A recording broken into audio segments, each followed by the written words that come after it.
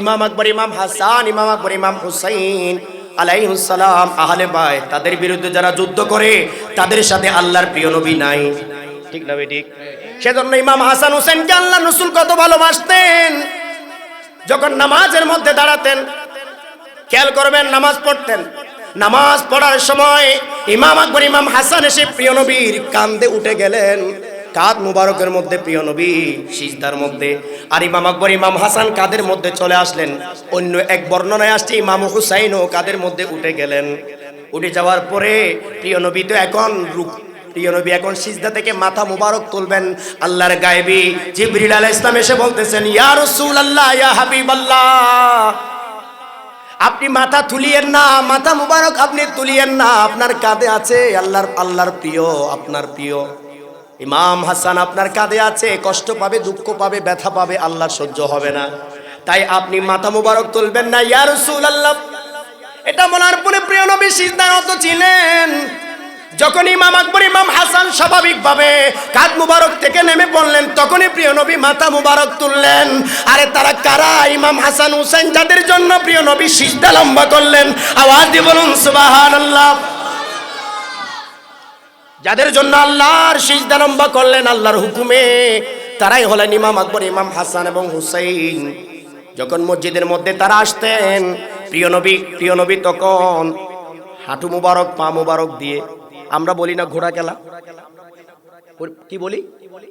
ঘোড়া খেলা, অর্থাৎ নানা হাঁটু গেড়ে, পা গেড়ে, হাত গেড়ে বসেন, ঘোড়ার মতো চড়েন, আর কাঁধের মধ্যে নাতিকে নেই। এই প্রচলনটা আপনাদের সমাজে আছে কি নাই? বলেন আছে কি নাই? এটা প্রিয় নবীর পক্ষ থেকে আসছে। কিন্তু পৃথিবীতে ভালোবাসা ছিল না, পৃথিবীতে কোনো ভালোবাসাই ছিল না। সব ভালোবাসার মূল আমার প্রিয় নবী, ঠিক না বেঠিক? সব ভালোবাসা আমার প্রিয় নবী দান করেছেন।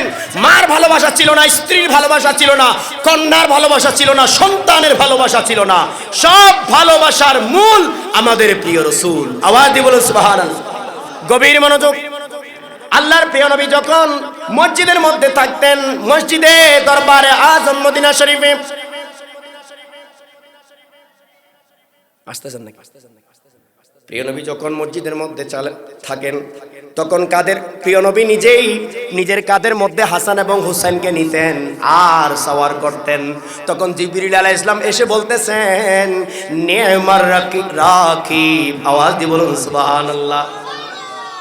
বলতেছেন কত উত্তম বাহন, কত উত্তম বাহন। প্রিয় নবী বলতেছেন, জিবরিল তুমি কেন এটা বলতেছো? কেন উত্তম বাহন বলতেছো? তুমি এটা বলো, আমার সাওয়ার যারা তারা কত উত্তম। আওয়াজ দিয়ে বলুন সুবহানাল্লাহ। আরে প্রিয় নবীর শরীর মুবারকের সাথে পৃথিবীর কারো পা লাগা তো দূরের কথা, অনেক আদব করে চলতেন। প্রিয় নবীর শরীর মুবারকের সাথে যাদের পা মুবারক লাগতো তারাই হলেন আহলে বাইত। আওয়াজ দিয়ে বলুন সুবহানাল্লাহ। আরেকটা হাদিস মুবারক, মক্কা বিজয় হলো, এটাও আমার সামনে হাদিসটা আসছে। মক্কা বিজয়ের দিন প্রিয় নবী মক্কা বিজয় করলেন। মক্কা বিজয়ের পরে আপনারা জানেন খানে কাবার মধ্যে অনেক মূর্তি ছিল। স্বাভাবিক করতে যেহেতু সেটা মুসলমানদের প্রিয় জায়গা, পবিত্র জায়গা, সেখান থেকে মূর্তিগুলো সরানো হয়েছে। কারো যদি মূর্তি পছন্দ হয় তাহলে আপনার জায়গায় আপনি মূর্তি পূজা করেন, কোনো সমস্যা নাই। আপনার ধর্ম আপনার, আমার ধর্ম আমার মসজিদে মূর্তি লাগাই দিবেন, এটা কিন্তু মানা যাবে না, ঠিক না বেঠিক? আপনার মন্দিরে যেমন আমি নামাজ পড়তে যাব না, আমার মসজিদে আপনি মূর্তি লাগাতে আসিয়েন না, মূর্তি দিতে আসিয়েন না। যার ধর্ম তার, যার বিশ্বাস তার, সমাজটা সবার সর্বজনীন, ঠিক না বেঠিক? কেউ কাউকে আঘাত করবে না, মারবে না, যার ধর্ম বিশ্বাস নিয়ে চলবে, এমন একটা সমাজ প্রিয় নবী দান করেছেন। আজকে কোথায় গেল এই সমাজ? এই সমাজটা হারিয়ে যাওয়ার কারণ হলো আমরা প্রিয় নবীকে ছেড়ে দিয়েছি, ভুলে গিয়েছি। আমরা অন্যান্য অপরাজনীতি কবুল করেছি, ভ্রান্ত রাজনীতি, কুফরি রাজনীতি, আল্লাহর রাসূলের দুশমনী রাজনীতি, ফেরাউনের রাজনীতি, মুয়াবিয়া এজিদের রাজনীতি কবুল করেছি। কিন্তু খোলাফায়ে রাশিদের রাজনীতি আমরা ভুলে গিয়েছি, যেটা মানবতার রাজনীতি। হরিণার বাঘ এক ঘাটে পানি খেয়েছেন হযরত উমর আল ফারুকের শাসনের সময়, ঠিক না বেঠিক? আমার মারা কখনো দুধে ভেজাল দিতে পারেন নাই। বলতেছেন আল্লাহ দেখতেছেন সাথে সাথে, আমি উমর যদি দেখে আমি কি জবাব দেব? কত সুন্দর শাসন ছিল, খেলাফত ছিল, মানুষ কত ভালোবাসতো। এখন তো ভেজাল দিতে দিতে ভেজাল ছাড়া কোনো খাবার নাই, খাবার পাওয়াই যায় না।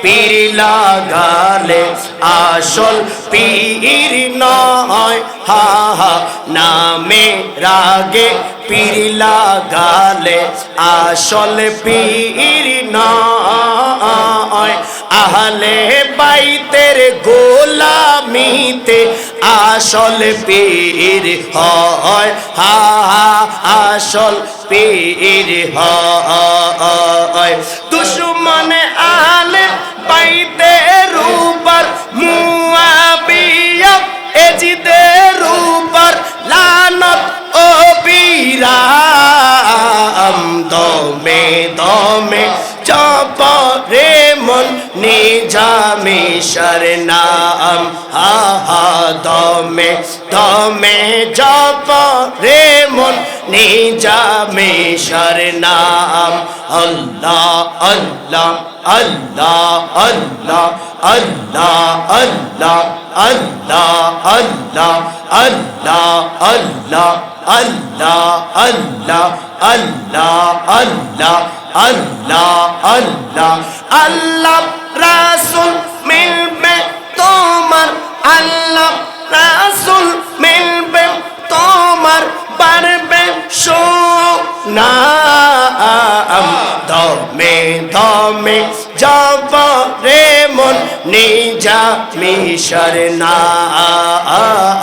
আল্লাহ আল্লাহ আল্লাহ আল্লাহ আল্লাহ আল্লাহ আল্লাহ আল্লাহ আল্লাহ আল্লাহ আল্লাহ আল্লাহ আল্লাহ আল্লাহ আল্লাহ আল্লাহ।